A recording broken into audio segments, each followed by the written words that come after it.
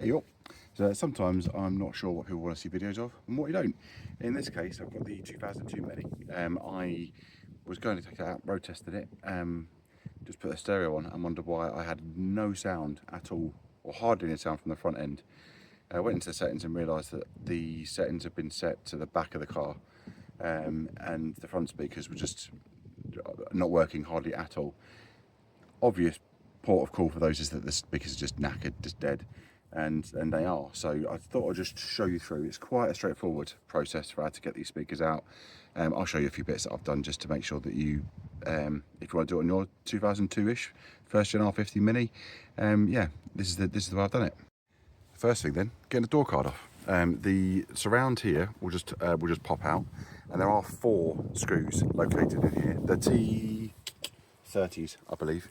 On the first gen, you've got one here, one down there, all completely exposed, no covers on, and then there's another cheeky one in there.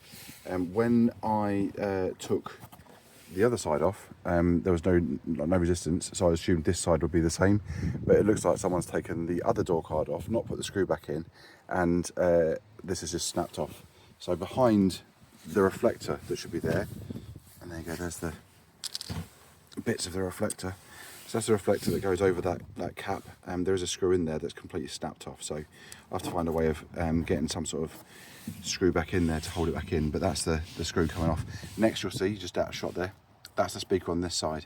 You can tell, if you're not familiar with speaker technology, the bit where it's sort of broken and there are parts of it, you have to have that intact. It needs to be fully intact in order that the sound waves can move the speaker forwards and backwards. And you can see there, it's just perished. It's so flaky, you're touching it and it's broken off. The other side, on the driver that I've already done, and I wanted to show you that in a second. The driver's side, I've already done it. That ring was completely and utterly missing. As I took the door card off, the bits of speaker were just falling onto the floor. So it's dead simple.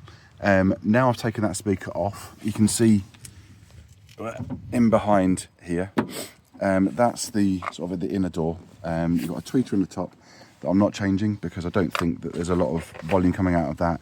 The chance of that being perished because it's such a small speaker is slim. I can always get to that later on if I need to. Down here you've got your speaker cables here that you can connect. You can get an adapter to fully connect, just plug onto that one, then plug into the back of the speaker. But because I'm not looking for the originality or the or to retain that, what I did on the other side was, well, here's the speakers that I've got. What I've done was retain the clips of one. Ooh.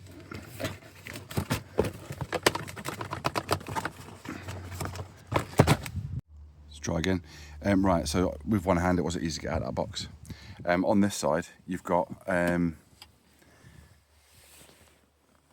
two what are they called? Just like tabs to connect them to. One of those will fit on the same size as there. The other one's smaller. So what I did on the other side that's already fitted, I just separated there's a screwdriver, just to separate the pins from the block. Put one onto the speaker and then rewired, just use a little crimp.